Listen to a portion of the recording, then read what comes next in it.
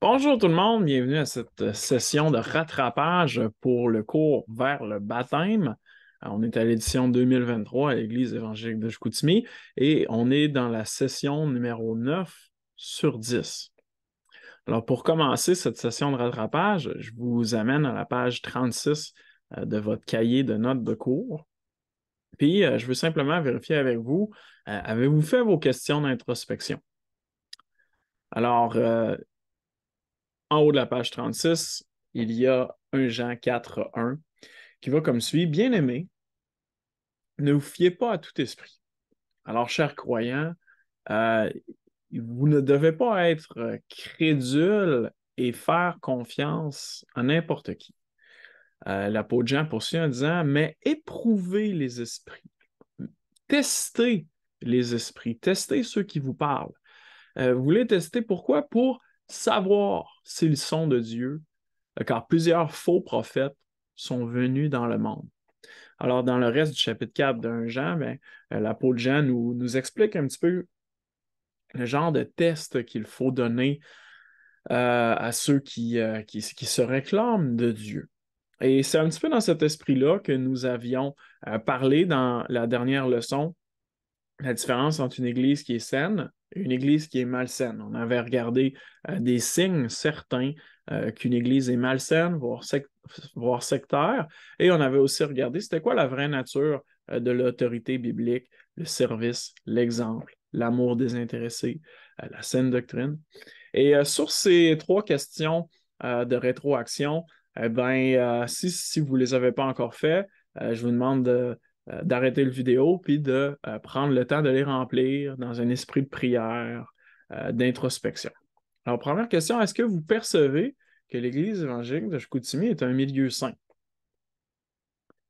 Deuxième question, que pensez-vous du fait que l'Église évangélique de Chicoutimi, en tant qu'Église locale, a un rôle d'autorité bienveillante à jouer pour le bien de votre âme?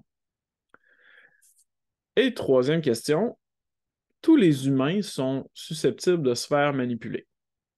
Qu'est-ce que tu penses de cette affirmation-là? Pour cette question, je vais rajouter quelques commentaires. Alors, on pourrait réagir en disant, ben non, moi, je suis beaucoup trop fort, beaucoup trop perspicace pour être manipulé. J'ai vraiment un bon discernement. Alors, qu'est-ce qu'on observe dans cette façon un petit peu défensive de répondre? Ben, au fond, il y a comme une genre de naïveté, hein? Il y a comme un peu un orgueil qui fait en sorte que peut-être que la personne qui pense justement qu'il est à l'abri de se faire manipuler, d'être la victime de l'abus spirituel, justement, c'est ce genre de croyance-là qui fait en sorte que tu baisses tes gardes et que tu es susceptible de te faire manipuler, hein? On ne se promène pas dans le monde en pensant que oui, on peut se faire manipuler. Mais dans les faits, comme un Jean nous le dit, bien-aimé, n'ajoutez pas foi à tous les esprits. Alors, comme croyant, on veut comprendre, comme la Bible dit, que n'importe qui est susceptible euh, d'être berné. N'importe qui est susceptible de tomber sous une influence qui est malveillante. Et c'est dans ce sens-là que la parole de Dieu, comme elle le fait dans 1 Jean au chapitre 4, nous dit n'apportez pas foi à tous les esprits, mais testez, éprouvez ceux qui disent venir de Dieu. Alors, comme croyants et en plus comme protestants, c'est quoi notre réflexe? Toujours comparer ce que l'on vit, ce que l'on voit dans les églises, ce que l'on entend dans les sermons, toujours comparer ça avec la parole de Dieu. Un petit peu comme les Juifs de Bérée dans le livre des Actes au chapitre 18, si je me souviens bien, qui comparaient ce que l'apôtre Paul leur enseignait avec les Écritures. Non seulement ce qu'il enseignait, mais aussi son comportement. Euh, est-ce que, est-ce que la personne qui m'enseigne, est-ce qu'elle est colérique? Est-ce qu'elle semble fascinée par contrôler les autres, avoir toujours raison? On veut porter attention à la fois à ce qui est enseigné et à la fois au comportement. Alors ça, c'est très important, euh, chers frères et sœurs. Euh, Ça nous amène à notre rencontre numéro 9 qui a pour sujet le repas que le Seigneur nous a donné. Alors, on fait référence au repas du Seigneur, la prise du pain et du vin le dimanche matin, et on va aussi parler de l'adoration quand les membres de l'Église s'assemblent lors du dimanche. Le but d'aujourd'hui, au fond, c'est de vraiment interroger nos pratiques, le sens derrière nos pratiques, afin que quand on se rencontre pour les faire, que ce soit plus riche et qu'on dégage tout le sens biblique derrière ça, que ça vienne nourrir notre adoration, faire déborder nos cœurs d'action de grâce pour notre grand Dieu. Euh, Avant d'aller avec la leçon d'aujourd'hui, je veux simplement m'assurer que tu as lu la Constitution de l'Église évangélique de Chicoutimi. Alors, si tu ne l'as pas encore lu, je te renvoie vers tes courriels où tu as reçu la Constitution de l'Église évangélique de Chicoutimi et je t'encourage à la lire. Tu dois la lire au complet en tant que personne qui va devenir membre de l'Église. Et je te demande de porter une attention particulière pour les pages qui concernent l'énoncé de foi de l'Église. Alors, quelles sont les doctrines à lesquelles on adhère et on tient? Et ensuite, quelles sont les pratiques distinctives des églises, des assemblées chrétiennes ou des églises de frères du Québec? Sont les deux noms de notre association d'églises. Alors, une fois que ça, c'est fait, on peut dire toutes sortes de choses là, sur la constitution de l'Église, mais il y a un fait que je veux souligner, c'est que comme membre de l'Église, à chaque année, au début du mois de mars, nous avons une réunion légale. Nous avons une assemblée générale et c'est lors de cette assemblée que les projets spéciaux sont présentés aux membres et votés. C'est aussi lors de cette assemblée qu'on présente le budget annuel et que vous, comme membre, avez l'occasion de poser des questions sur la façon dont l'argent est utilisé, de poser vos questions sur comment ce budget-là va être utilisé dans la prochaine année. Et comme membre de l'Église, votre présence y est nécessaire. Alors, comme membre, c'est votre devoir indiscutable d'être présent à l'Assemblée générale, à la réunion annuelle de l'Église évangélique de Chicoutimi qui se tient d'habitude fin février, début mars. Alors, on compte sur votre présence parce que plus les gens sont investis, plus ça fait en sorte qu'il y a un esprit de corps, plus les projets avancent et plus aussi on se tient redevables les uns des autres pour que l'argent et les ressources humaines de chaque membre à l'Église évangélique de Chicoutimi soient utilisés le mieux possible à la gloire de Dieu, puis qu'on puisse remplir notre mission de faire les disciples de toutes les nations. Alors, ça, c'est dit. Et on va donc commencer notre leçon numéro 9. On va commencer en parlant de quelques principes sur l'adoration corporative.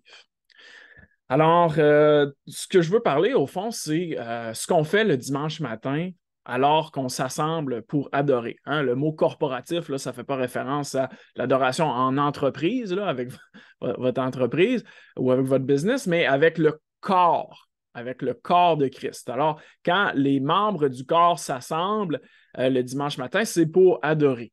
Et comme à l'Église évangélique de Chicoutimi, eh bien, on représente une certaine famille d'églises et chaque famille d'église évangélique de Chicoutimi, chaque famille d'église adore un petit peu de façon différente. Et ce que je vous présente dans la prochaine section, ce sont des principes qui résument la tradition chez nous. Ces principes-là sont basés sur la parole de Dieu.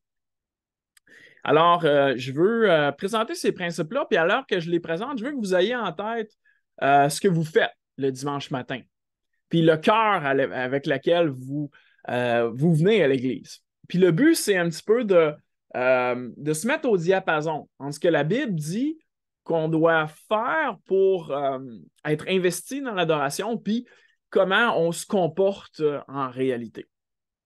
Alors, le premier principe dans notre façon de faire l'adoration à l'Église évangélique de Chicoutimi, c'est que quand les membres de l'Église s'assemblent, on s'assemble avec une promesse spéciale.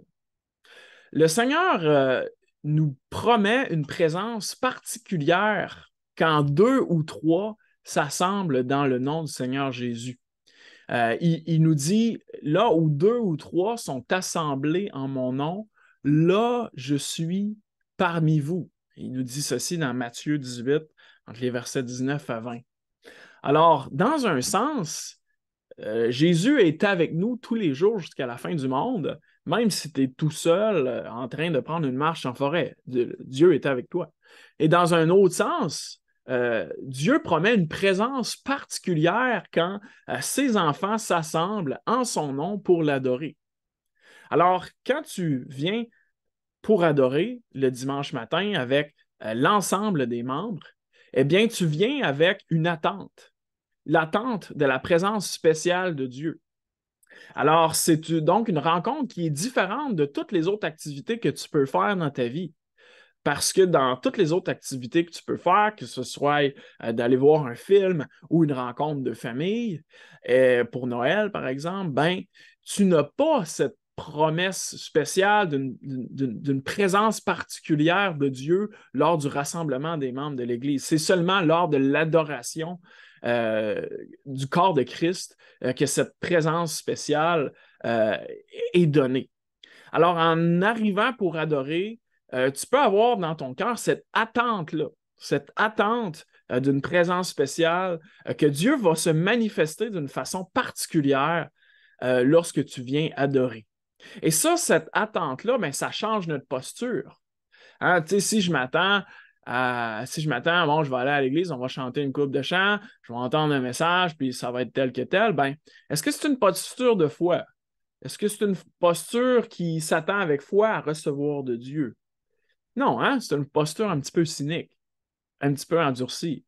Mais si tu viens à l'Église avec une attente que Dieu va faire quelque chose, avec des yeux ouverts, des oreilles disposées à écouter, pour entendre la voix de Dieu, eh bien, ça change l'expérience.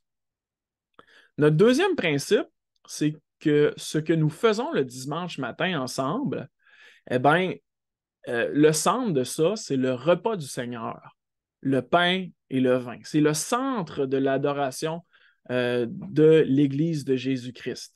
Parce que lors de la Pâque, lors de son dernier repas avec ses disciples, le Seigneur Jésus a dit « Faites ceci en mémoire de moi ». Et ce commandement-là a été passé aux apôtres et aux autres générations successives, si bien que l'apôtre Paul, dans 1 Corinthiens 11, entre les versets 17 à 34, nous dit, ben, voici ce qu'on a reçu du Seigneur et de ses apôtres, faites ceci en mémoire de moi lorsque vous vous rencontrez. Alors, comme Église, ben, le centre de notre adoration, c'est ce repas-là. Et le sujet de ce repas-là, eh bien, c'est comment Jésus a offert son corps pour nos péchés, comment Jésus a versé son sang pour que nous puissions être purifiés et réconciliés avec Dieu. Alors, ça nous amène au troisième principe, ben, que le repas du Seigneur et ce qu'il signifie, c'est-à-dire la bonne nouvelle, comment Jésus a offert son corps et son sang pour notre salut, eh bien, c'est le sujet de l'adoration de son Église. Vous avez remarqué le dimanche matin, dans la première partie, dans le culte d'adoration qui précède le repas du Seigneur, on ne fait pas de sermon. On ne s'encourage pas, disons, à abandonner tel péché. Ce qu'on fait, c'est qu'on adore Dieu, on le remercie pour ses merveilles dans nos vies. Et tous ces sujets d'adoration-là finissent par culminer vers le repas du Seigneur, vers l'œuvre de la croix. Ça nous amène à notre quatrième principe. Pour contribuer à l'adoration, le critère, c'est l'édification. Alors, si on veut, on peut parler de la Bible pendant des heures et des heures et des heures.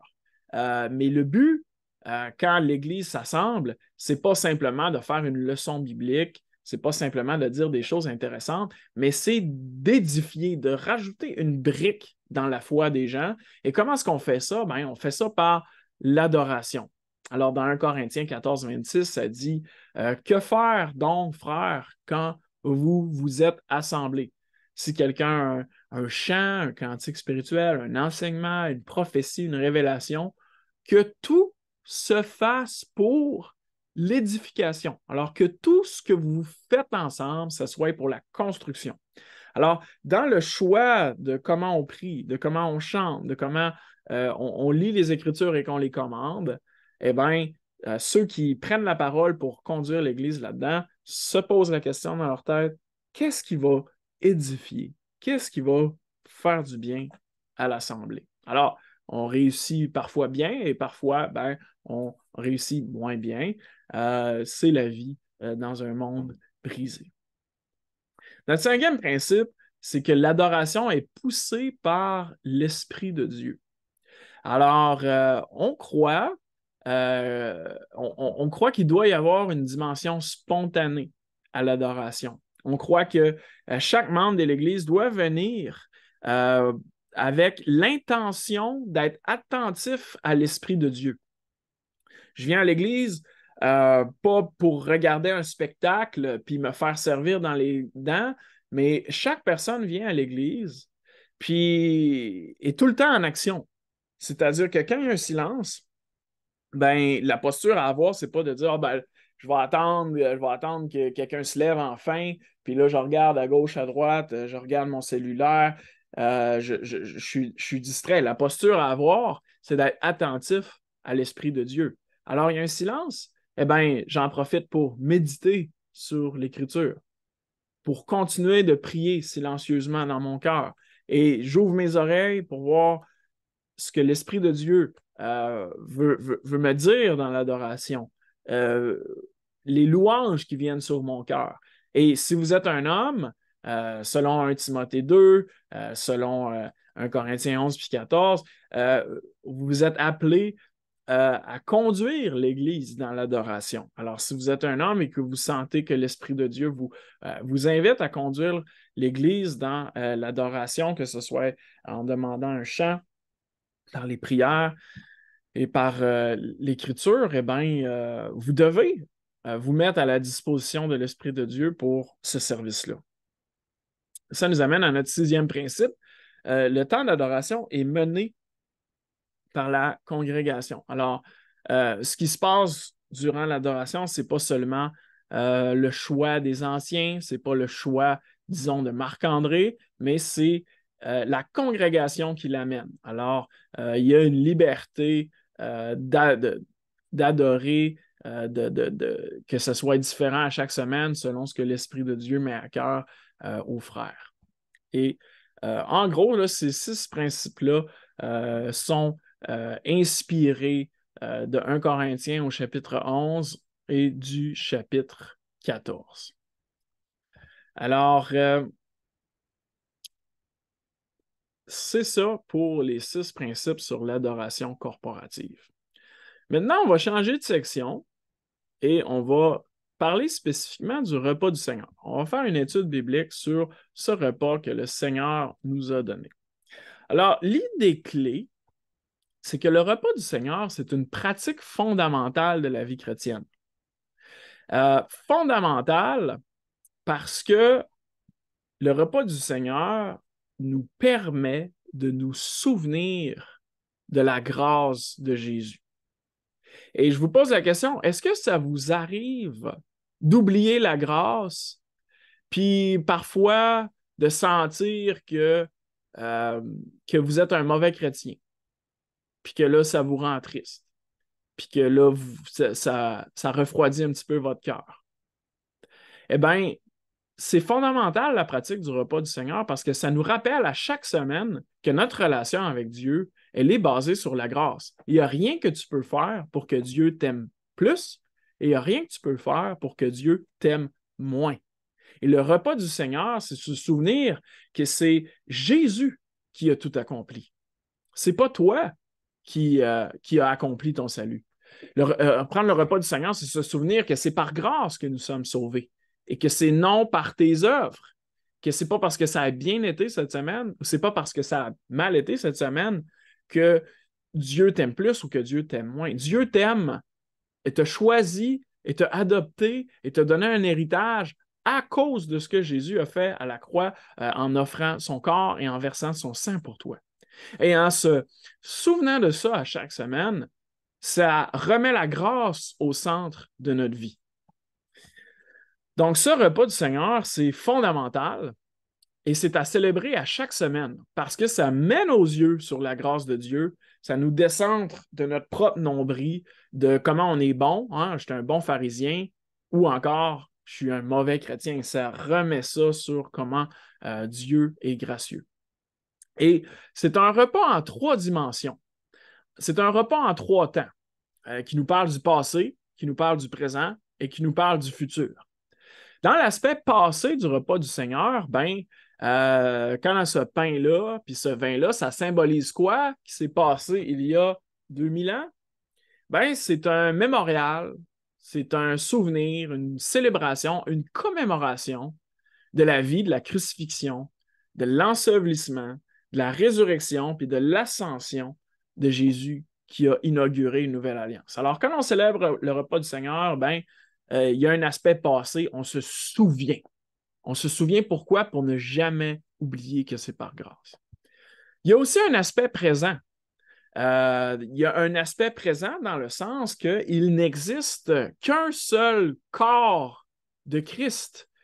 Christ a un seul corps et il l'a offert à la croix. Et en offrant son corps, qu'est-ce qu'il a fait? Eh bien, il a créé son Église qui est aussi appelée le corps de Christ. Et il y a un seul pain, une seule Église et un seul corps.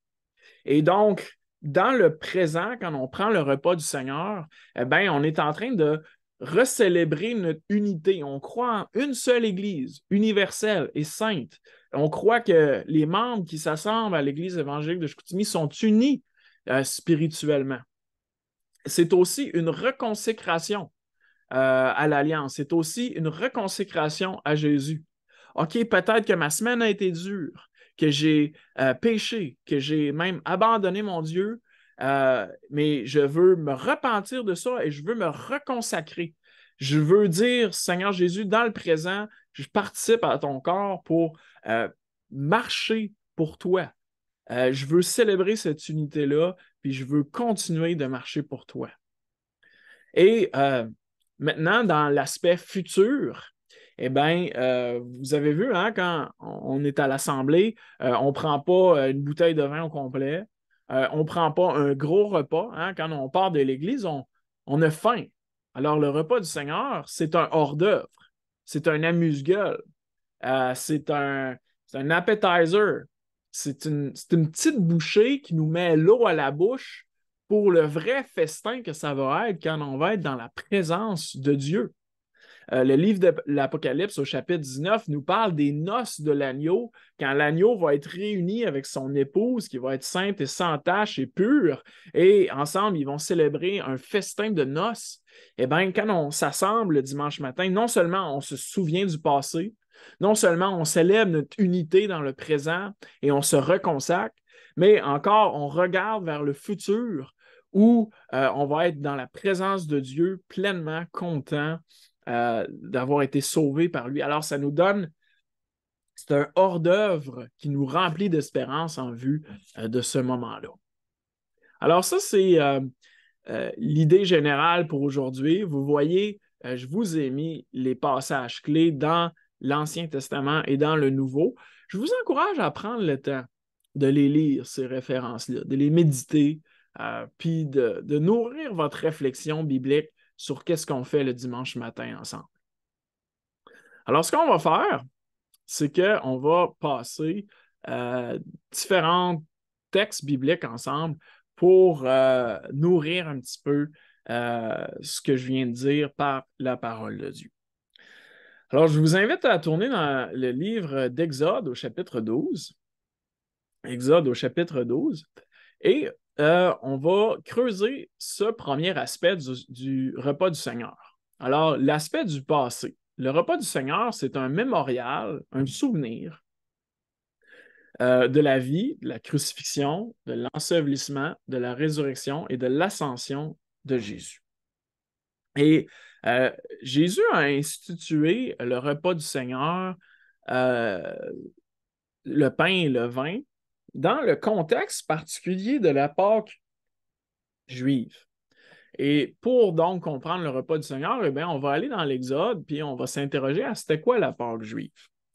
Alors, le contexte de Exode 12, c'est que le peuple d'Israël était en Égypte et il était devenu très nombreux et il avait été rendu esclave par Pharaon. Et il s'est mis à pleurer devant Dieu. Et Dieu a entendu la voix de leurs larmes et il a décidé de leur envoyer un libérateur, Moïse, qui allait les conduire de l'esclavage vers la liberté. Alors Moïse se présente devant Pharaon et il lui dit, en parlant au nom de Dieu, « Laisse aller mon peuple. » Pharaon endurcit son cœur et refuse de laisser aller son peuple. Alors Moïse, avec la puissance de l'Éternel, va dire, ben, il va arriver telle plaie et telle plaie. Et il y a donc les 10 plaies d'Égypte. Et la 10e plaie, c'était que l'Éternel allait envoyer un ange exterminateur qui allait frapper les premiers-nés, les premiers fils de chaque famille des Égyptiens. Et cette plaie, ce jugement-là, allait finalement avoir raison du cœur de Pharaon qui allait dire, OK, c'est assez, partez, vous êtes libres. Et l'Éternel avait dit à Moïse, ben, afin que l'ange exterminateur épargne les premiers fils des Israélites, voici ce que vous allez faire. Vous allez prendre un agneau par famille, vous allez l'immoler, vous allez le manger au complet et vous allez prendre de son sang et vous allez mettre du sang autour des linteaux et des poteaux de votre porte. Et ce sang-là va être le signe que l'ange exterminateur va voir et il va passer par-dessus votre maison. Donc, en anglais, la Pâque, on appelle ça la Passover, donc passer par-dessus.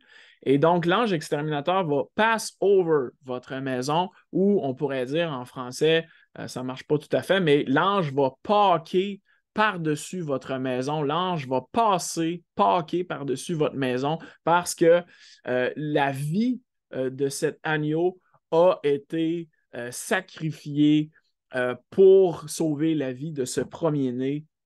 Et donc, le peuple d'Israël, à chaque année, avait cette fête à célébrer, cette fête en souvenir de comment l'Éternel avait non seulement libéré le peuple de l'esclavage vers la liberté, de l'esclavage de Pharaon vers pouvoir circuler librement et appartenir à Dieu et pouvoir l'adorer librement, mais aussi de comment l'Éternel avait épargné les premiers-nés des fils d'Israël en substituant la vie d'un agneau. Alors, on va lire ensemble les versets 3 à 14 de Exode 12. Je vais faire des petits commentaires au travers. Parlez à toute l'assemblée d'Israël et dites, le 10e jour de ce mois, on prendra un agneau pour chaque famille, un agneau pour chaque maison. Si la maison est trop peu nombreuse pour un agneau, on le prendra avec son plus proche voisin, selon le nombre des personnes. Vous compterez sur cet agneau d'après ce que chacun peut manger. Ce sera un agneau sans défaut, mâle, âgé d'1 an. Vous pourrez prendre un agneau ou un chevreau. Vous le garderez jusqu'au 14e jour de ce mois, et toute l'assemblée d'Israël l'immolera entre les 2 soirs. On prendra de son sang, et on en mettra sur les 2 poteaux et sur le linteau de la porte des maisons où on le mangera. Cette même nuit, on en mangera la chair, rôtie au feu. On la mangera avec des pains sans levain et des herbes amères. Vous ne le mangerez point à demi cuit et bouilli dans l'eau, mais il sera rôti au feu avec la tête, les jambes et l'intérieur. Vous n'en laisserez rien jusqu'au matin, et s'il en reste quelque chose le matin, vous le brûlerez au feu. Quand vous le mangerez, vous aurez vos reins sains, vos souliers aux pieds et votre bâton à la main, et vous le mangerez à la hâte. C'est la Pâque de l'Éternel. Et cette nuit-là, je passerai dans le pays d'Égypte, et je frapperai tous les premiers-nés du pays d'Égypte, depuis les hommes aux animaux, et j'exercerai des jugements contre tous les dieux de l'Égypte. Je suis l'Éternel. Le sang vous servira de signe sur les maisons où vous serez. Je verrai le sang et je passerai par-dessus vous. Donc, je paquerai par-dessus vous. I will pass over you. Et il n'y aura point de plaie qui vous détruise quand je frapperai le pays d'Égypte.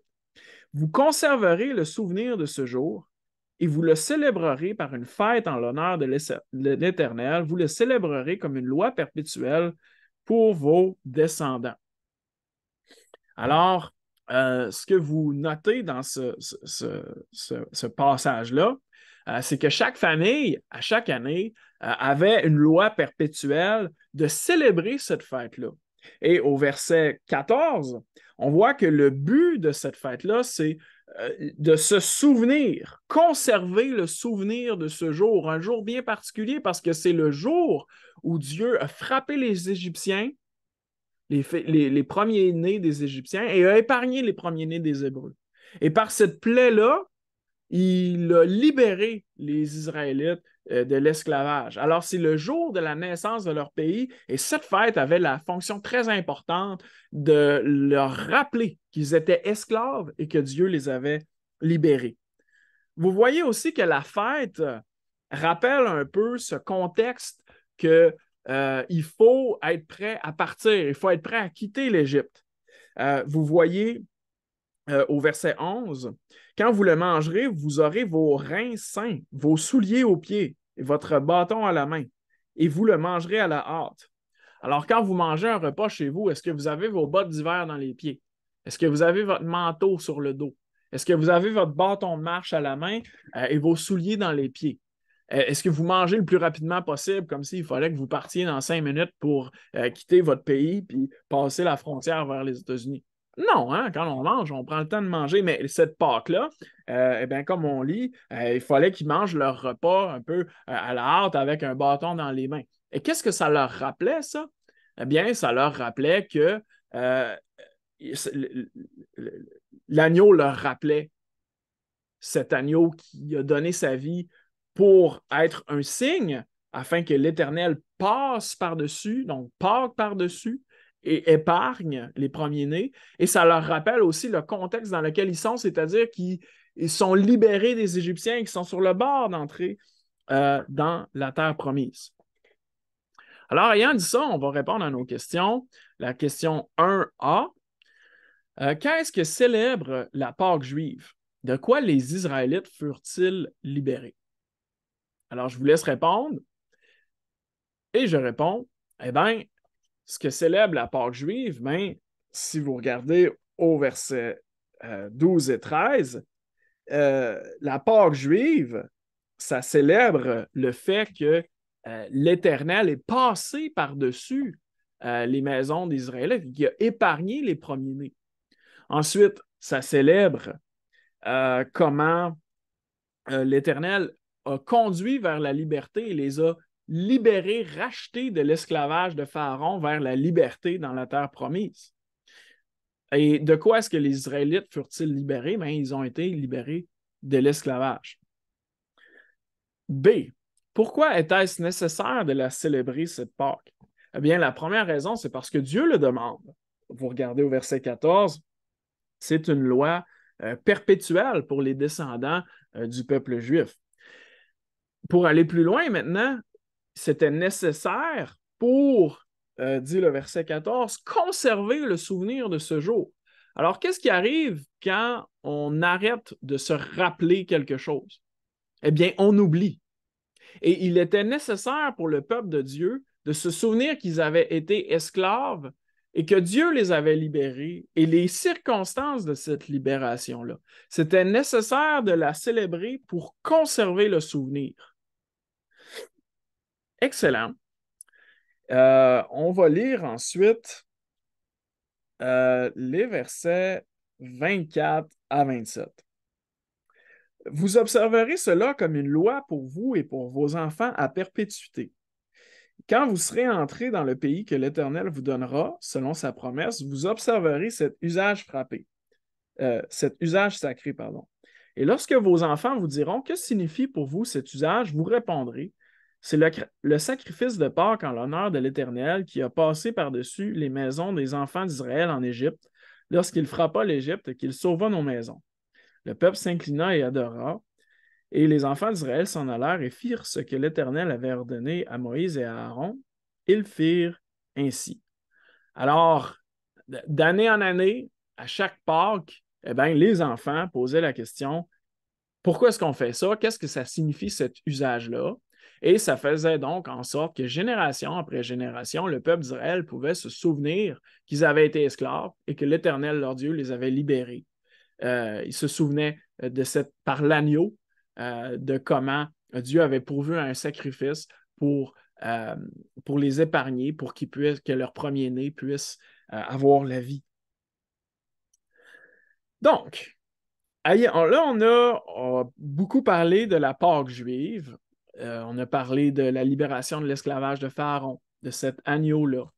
Et on va maintenant aller dans Luc 22 et on va parler de la mort du Seigneur Jésus. Alors, je vous invite à tourner dans Luc 22 au verset 7.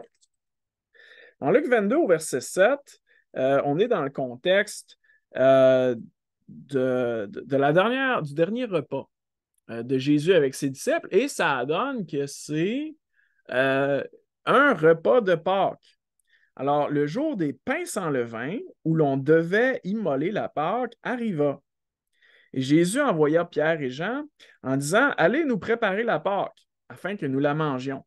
Alors, en d'autres mots, eh bien, c'est rendu le jeudi soir, on va manger la Pâque, alors allez nous préparer la pièce où on va la manger, aller ramasser les herbes amères, aller acheter l'agneau, etc., pour qu'on puisse la manger ce soir-là.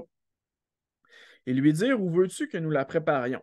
Il leur répondit, voici, quand vous serez entrés dans la ville, vous rencontrerez un homme portant une cruche d'eau. Suivez-le dans la maison où il entrera et vous direz au maître de la maison, le maître te dit, où est le lieu où je mangerai la Pâque avec mes disciples? Et il vous montrera une grande chambre haute, meublée. C'est là que vous préparerez la Pâque. Ils partirent et trouvèrent les choses comme il le leur avait dit, et ils préparèrent la Pâque. Et l'heure étant venue, il se mit à table et les apôtres avec lui. Alors Jésus, l'heure étant venue, célèbre le repas de Pâques avec ses disciples. Alors, ils ont un agneau, ils le mangent au complet, ils ont les herbes amères, ils ont les reins sains, les souliers aux pieds, peut-être leur bâton de marche dans les mains, et ils font cette célébration importante-là. Et verset 15, Jésus leur dit, j'ai désiré vivement manger cette Pâque avec vous avant de souffrir. Car je vous le dis, je ne la mangerai plus, donc la Pâque, jusqu'à ce qu'elle soit accomplie dans le royaume de Dieu. Et ayant pris une coupe et rendu grâce, il dit, prenez cette coupe et distribuez-la entre vous. Alors, à ce point-ci, Jésus fait tout ce qui est normal à l'intérieur de la Pâque juive. Il y a différentes coupes de vin à prendre, différentes bénédictions à prononcer. Car je vous le dis, je ne boirai plus désormais du fruit de la vigne jusqu'à ce que le royaume de Dieu soit venu. Alors, jusqu'ici, tout est standard. Et au verset 19, Jésus va faire quelque chose de nouveau. Ensuite, il prit du pain et après avoir rendu grâce, il le rompit et le leur donna en disant, ceci est mon corps qui est donné pour vous. Faites ceci en mémoire de moi. Alors, ça, c'était nouveau. Ça ne faisait pas partie de la célébration de Pâques. Jésus est en train d'instaurer un nouveau repas que nous devons faire en mémoire de lui, un repas qui est composé de pain et de vin, pour se souvenir de ce que lui, Jésus, allait faire lors de cette Pâque-là. Vous vous souvenez ce que Jean-Baptiste a dit la première fois qu'il a vu Jésus? Il a dit, voici l'agneau de Dieu qui ôte le péché du monde. Lors de la première Pâque, c'était un agneau qui versait son sang pour que l'ange de l'Éternel, celui qui allait donner la justice, passe par-dessus, épargne les fils d'Israël. Eh bien, lors de la grande Pâque, le Fils de Dieu, l'agneau de Dieu, est venu ôter le péché du monde. Jésus était comme un agneau mené à la boucherie qui a donné sa vie pour que le monde puisse être pardonné de ses péchés, que lui porte à notre place, soit le substitut à notre place de cette condamnation qui nous revenait, mais qui a été mis sur le dos de Jésus. Alors, ce repas-là, Jésus est notre agneau de Pâques et ce repas-là doit être pris en mémoire de lui. Verset 20, il prit de même la coupe après le souper et la leur donna en disant, « Cette coupe est la nouvelle alliance en mon sang qui est répandue pour vous. » Alors, Jésus a donc créé ce repas autour de deux symboles, le pain qui nous parle du corps de Jésus brisé à la croix et de son sang qui est versé pour nous, le sang de la nouvelle alliance. Alors, on avait dit que dans la première Pâque, c'était une libération de l'esclavage de Pharaon. Et dans la question 2, quelle libération ce nouveau repas célèbre-t-il? Eh bien, c'est la libération du péché. C'est la libération de la peur de la mort. C'est la libération de l'autorité de Satan et des forces des ténèbres. C'est la libération, donc, vraiment du pouvoir du péché qui nous rendait spirituellement morts vers une liberté en Jésus où nous sommes réconciliés avec Dieu. Et ce pain et ce vin célèbrent ceci. On continue notre étude en focusant sur la phrase « Cette coupe est la nouvelle alliance en mon sang ». Cette coupe est la nouvelle alliance en mon sang. Alors, nouvelle alliance, si on parle d'une nouvelle alliance, ça veut dire qu'il y avait une ancienne alliance.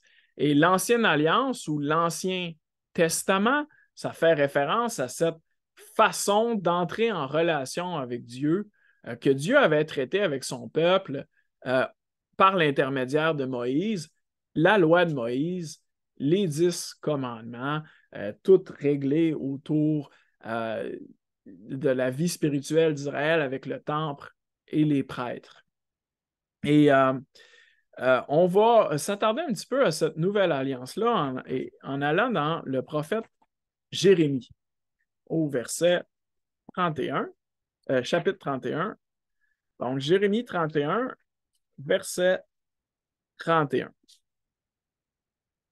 Alors, quand le prophète Jérémie fait cette prophétie, eh bien, ça va mal parce que le peuple d'Israël a brisé l'ancienne alliance. Le peuple d'Israël a été jugé par Dieu et n'est plus dans sa terre, il est en exode. La ville de Jérusalem et son temple ont été détruits.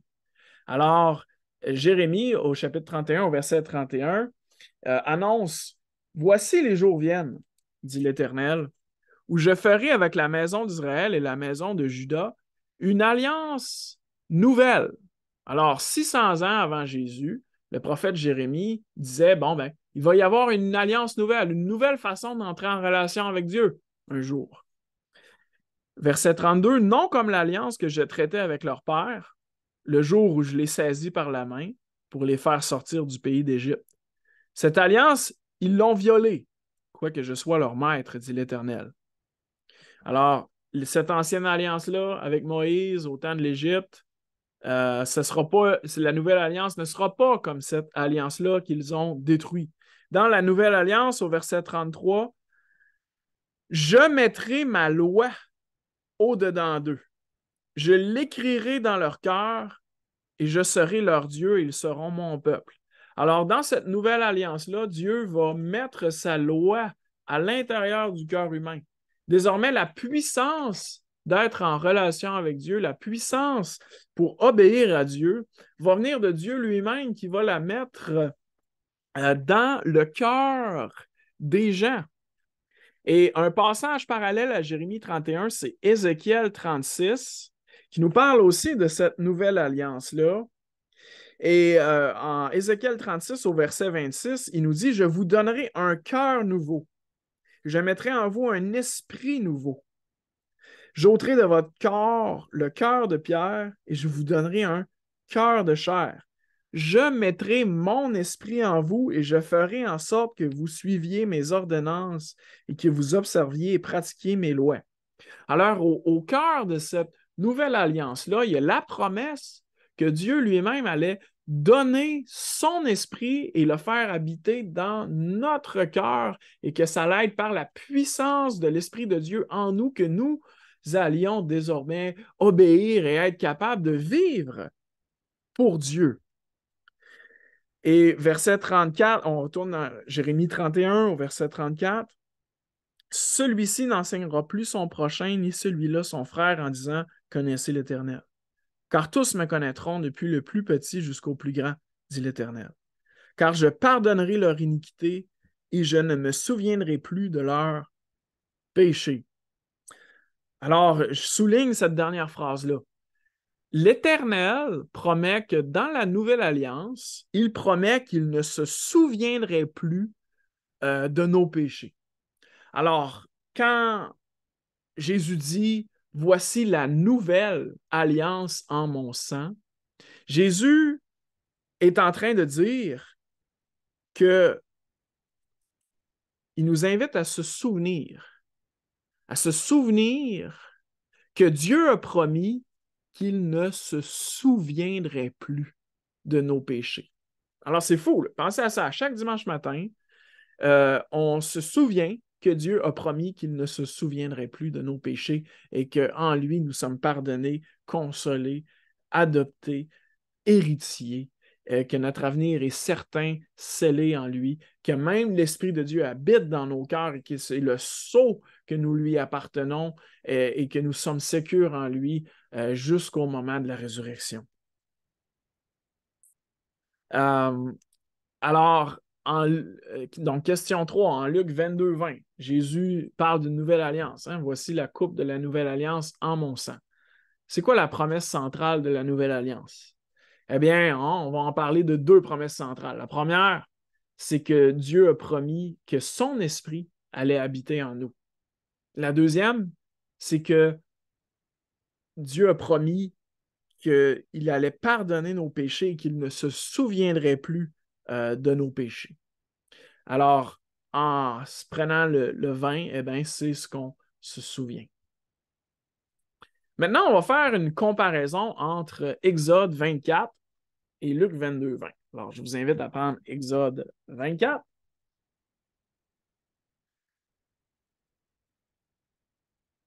Exode 24. Exode 24, au verset 3. Moïse vint rapporter au peuple toutes les paroles de l'Éternel et toutes les lois. Alors, imaginez ça, Moïse rapporte en gros l'ensemble des lois qui sont contenues dans le livre d'Exode. Il lit tout ça au peuple et le peuple entier répondit d'une même voix, « Nous ferons tout ce que l'Éternel a dit. » Alors, hein, est-ce que le peuple était optimiste quant à sa capacité à tout obéir? Oui, hein?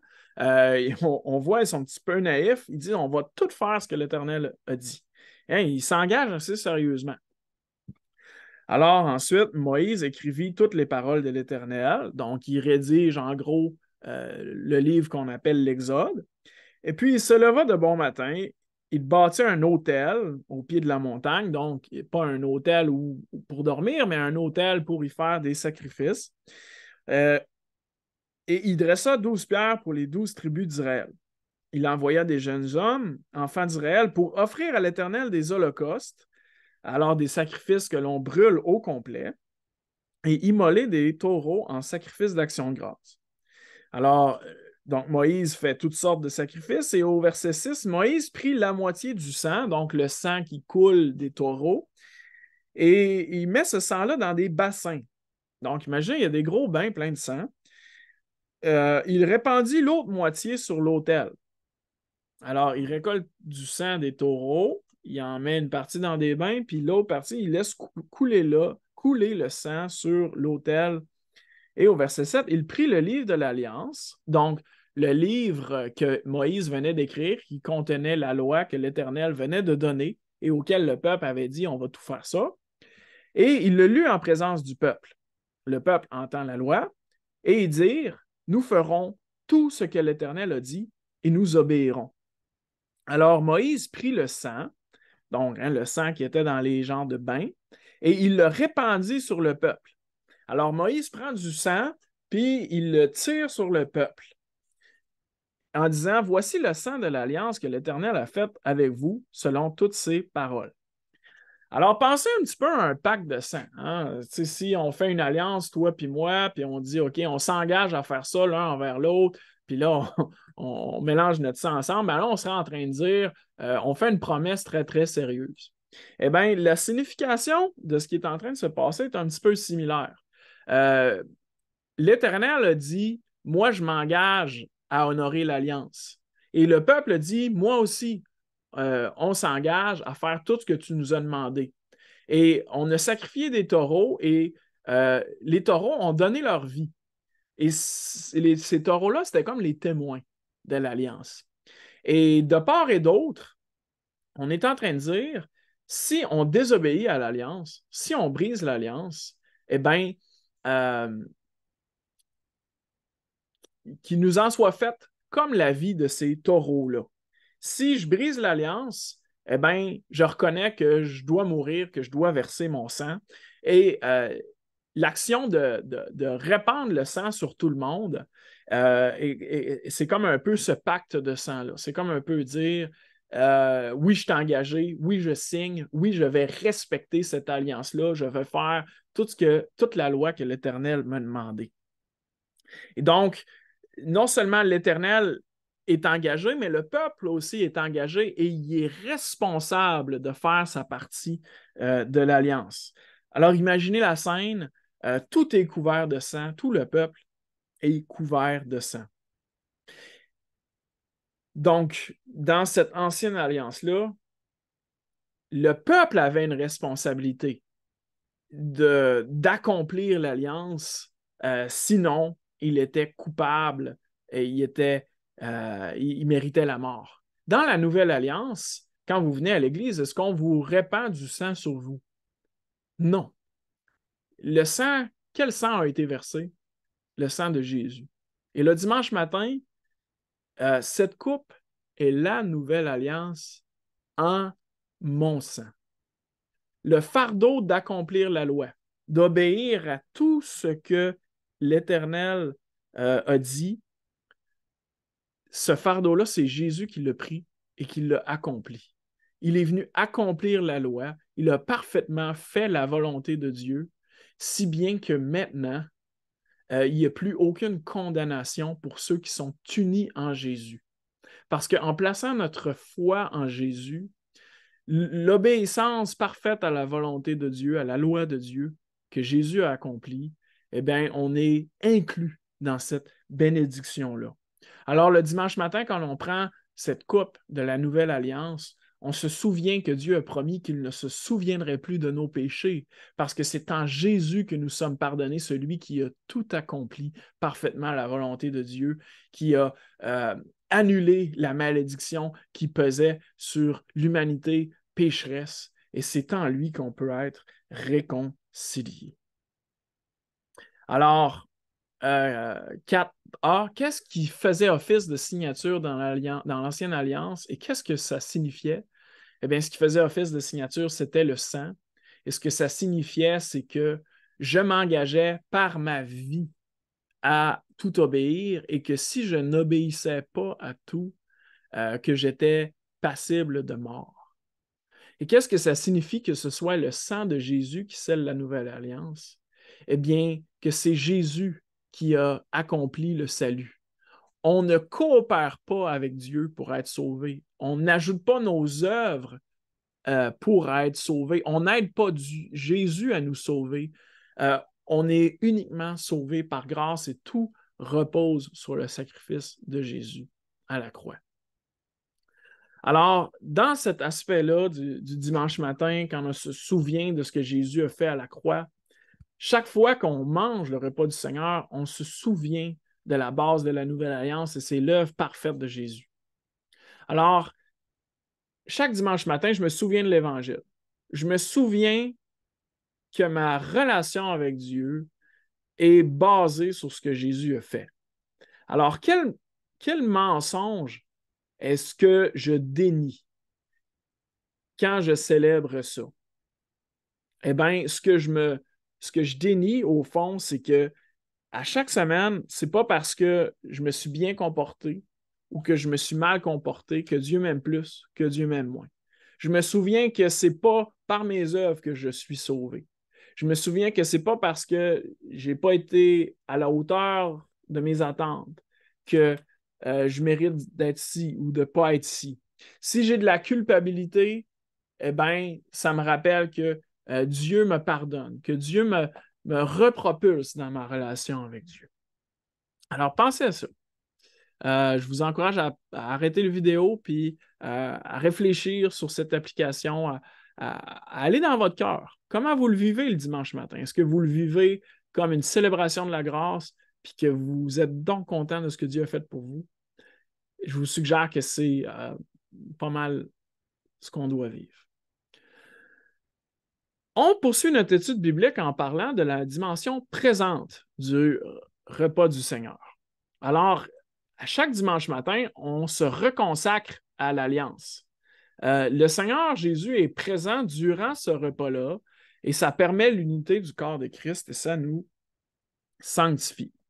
Alors, je vous encourage à aller dans Marc 14, 23.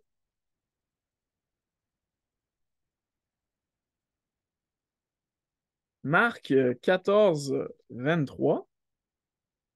C'est dans un passage parallèle du repas du Seigneur. Et Marc 14, 22. Puis, pendant qu'il mangeait, Jésus prit du pain et, après avoir rendu grâce, il le rompit et le leur donna en disant, prenez, ceci est mon corps. Il prit ensuite une coupe et, après avoir rendu grâce, il la leur donna et ils en burent tous. Ils en burent tous. Ensuite, allez dans 1 Corinthiens 10. 1 Corinthiens 10 au verset 16 et 17. La coupe de bénédiction que nous bénissons n'est-elle pas la communion au sang de Christ? Alors, la coupe du dimanche matin, le vin du dimanche matin, n'est-elle pas la communion ou une participation au sang de Jésus? Et le pain que nous rompons, n'est-il pas la communion au corps de Christ? Puisqu'il y a un seul pain, nous qui sommes plusieurs, nous formons un seul corps et nous participons tous à un même pain.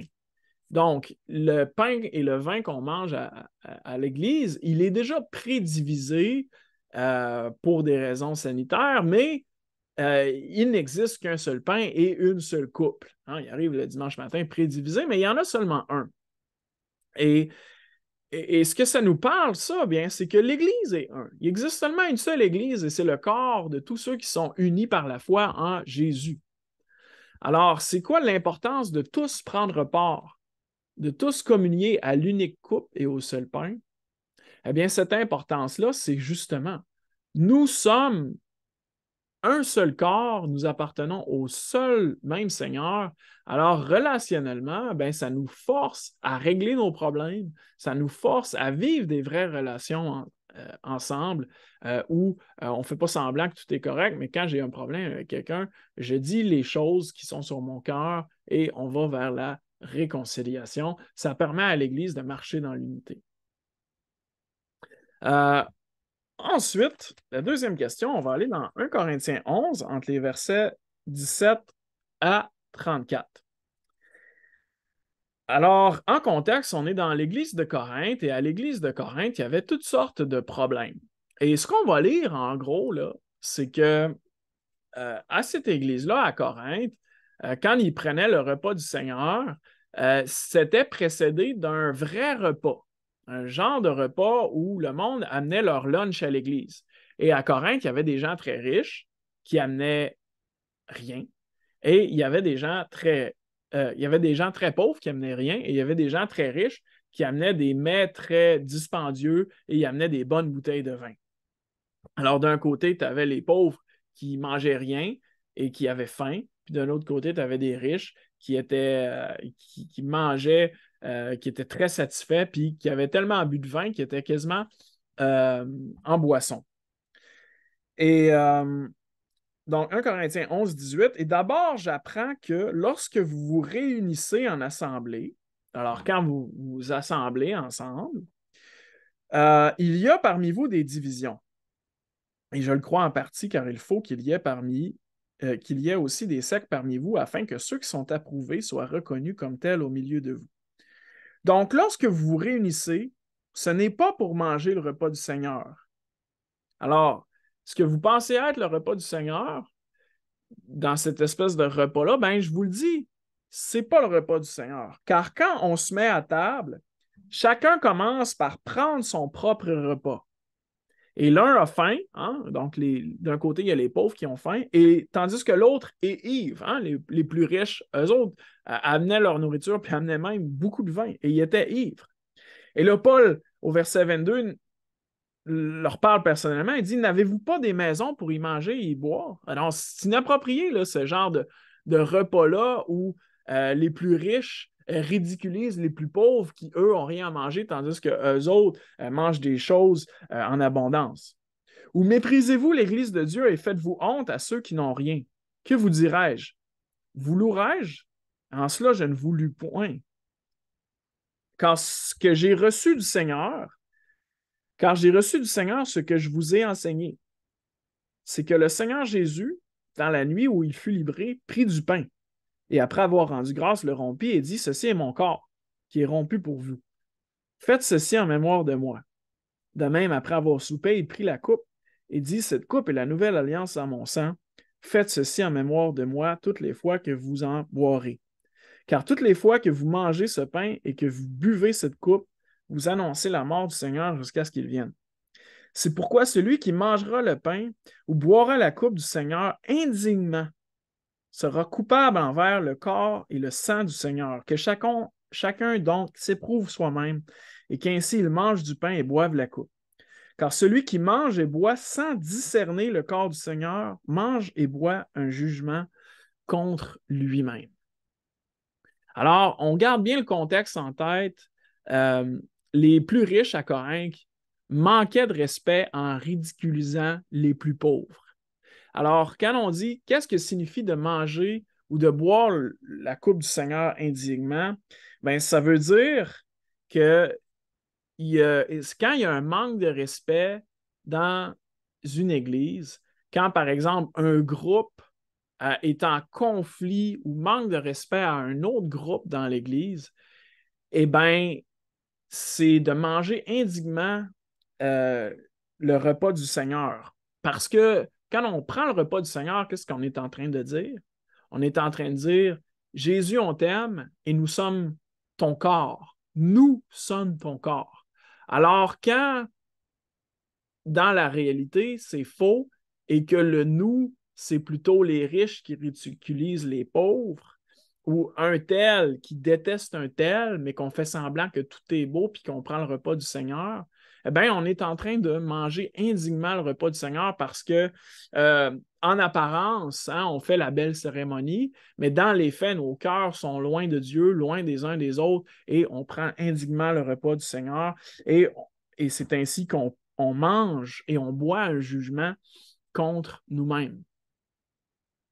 C'est un petit peu dans ce sens-là que le passage de Matthieu 5, le verset 23, va dire une chose un peu similaire. Matthieu 5, verset 23.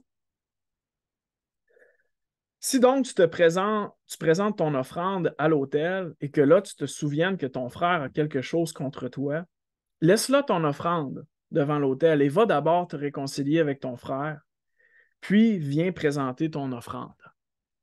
Alors, est-ce que c'est possible d'être en relation avec Dieu si notre relation avec les autres est brisée? Eh bien, non. Hein? Notre relation avec Dieu est influencée par notre relation avec les autres et notre relation avec les autres est influencée dans notre relation avec Dieu. Comment est-ce qu'on peut être en relation avec Dieu si on méprise ceux qui sont créés à son image, en particulier ceux avec qui on est en relation dans le corps de Christ au niveau local? Alors, question d'application. Si je dis le repas du Seigneur nous reconsacre envers Jésus. Qu'est-ce que vous en pensez? Et puis ensuite, je vous demande de réfléchir à une application. OK, le dimanche matin, dans quel sens est-ce que la dimension présente du repas du Seigneur, dans quel sens est-ce que ça vous parle? En quoi est-ce que ça peut vous aider à adorer le prochain dimanche? On poursuit avec la dimension future. Alors, le repas du Seigneur, c'est un hors-d'œuvre, c'est un amuse-gueule. C'est-à-dire qu'on le mange, mais après ça, on a encore faim. On goûte un petit peu la grâce de Dieu, mais ça nous met seulement en appétit pour le retour de Jésus quand il va revenir pour prendre son Église en vue du grand repas futur. Alors, le premier texte que je veux lire, c'est dans Marc 14. Marc 14 au verset 25. Et le Seigneur Jésus dit, dans le contexte de l'institution du repas du Seigneur, « Je vous le dis en vérité, je ne boirai plus jamais du fruit de la vigne jusqu'au jour où je le boirai nouveau dans le royaume de Dieu. » Alors, pourquoi Jésus s'engage-t-il à ne plus boire du fruit de la vigne qui est un synonyme pour le vin, jusqu'au royaume? Eh bien, Jésus s'engage à ne plus boire ça parce que il est en train de dire, il va venir un jour où je vais revenir et que le royaume de Dieu va être instauré sur terre. Alors, Jésus s'engage un jour, ce repas-là, on va le prendre ensemble. On poursuit avec le prochain texte dans 1 Corinthiens 11. 1 Corinthiens 11 au verset 26. 1 Corinthiens 11, 26. Le texte qu'on a lu précédemment, Paul qui rapporte les instructions du Seigneur Jésus. « Car toutes les fois que vous mangez ce pain et que vous buvez cette coupe, vous annoncez la mort du Seigneur Jésus jusqu'à ce qu'il vienne. » Alors, chaque fois qu'on prend le repas du Seigneur, qu'est-ce qu'on fait? On annonce la mort du Seigneur Jésus, l'aspect passé du repas du Seigneur. Et en même temps, on annonce le passé, mais on annonce aussi le futur. On annonce aussi que Jésus va revenir, qu'on va prendre le fruit de la vigne avec lui dans le royaume. Alors, quand on prend le repas du Seigneur, on se souvient du passé, mais on déclare aussi que nous croyons que Jésus va revenir et nous prendre pour être avec lui. Alors, en rapport au futur, question 2, que fait-on lorsque nous mangeons le pain et que nous buvons la coupe du Seigneur? Eh bien, on annonce qu'un jour, le Seigneur Jésus va revenir et qu'il va prendre son Église avec lui. Puis, notre dernier passage pour aujourd'hui, Apocalypse 19. Apocalypse 19, on va lire les versets 1 à 9. Alors, on est dans les temps derniers, juste avant les nouveaux cieux et la nouvelle terre, et Jean a cette vision-là. Après cela, j'entendis dans le ciel comme la voix forte d'une foule nombreuse qui disait « Alléluia », alors que l'Éternel soit élevé. Le salut, la gloire et la puissance sont à notre Dieu, parce que ses jugements sont véritables et justes, car il a jugé la grande prostituée qui corrompait la terre par sa débauche. Il a vengé le sang de ses serviteurs en leur redemandant de sa main.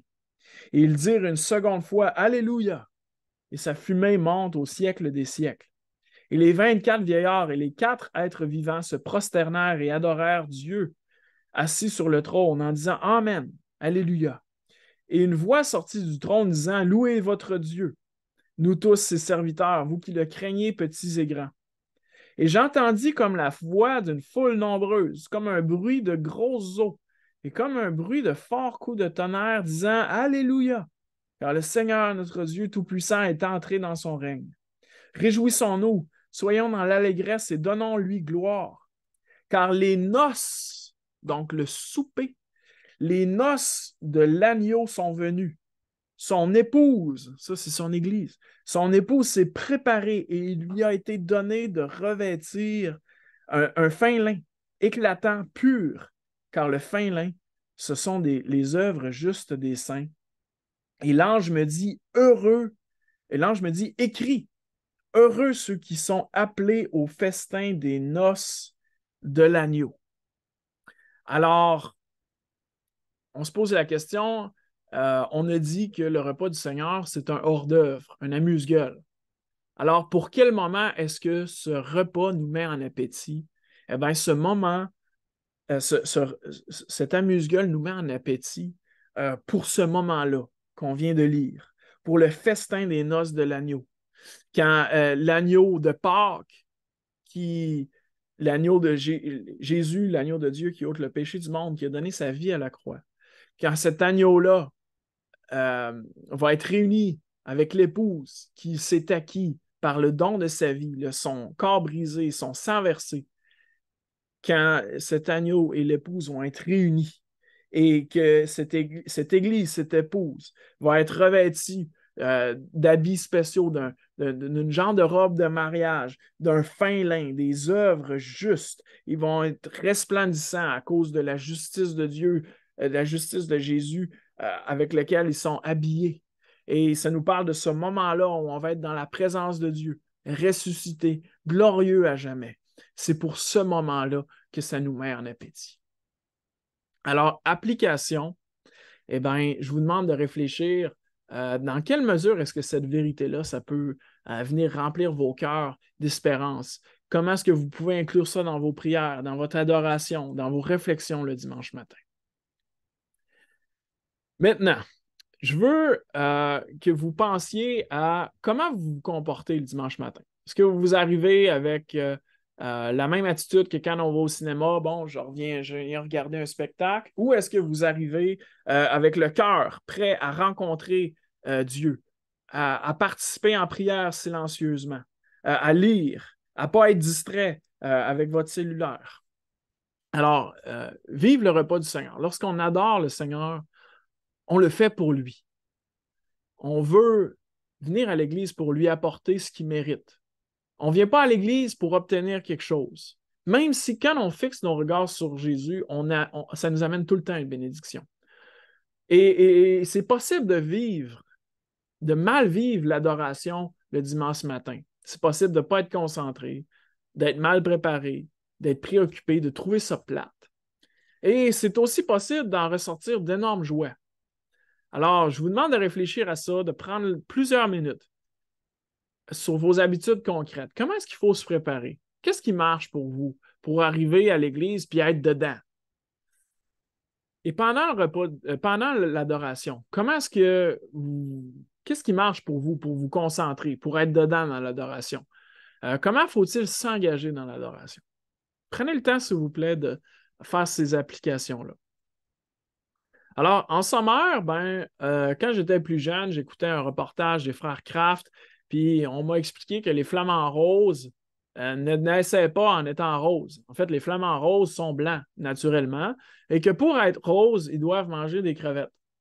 Eh bien, les chrétiens, de la même façon, pour vivre la grâce et la vérité de Jésus, doivent manger correctement le repas du Seigneur.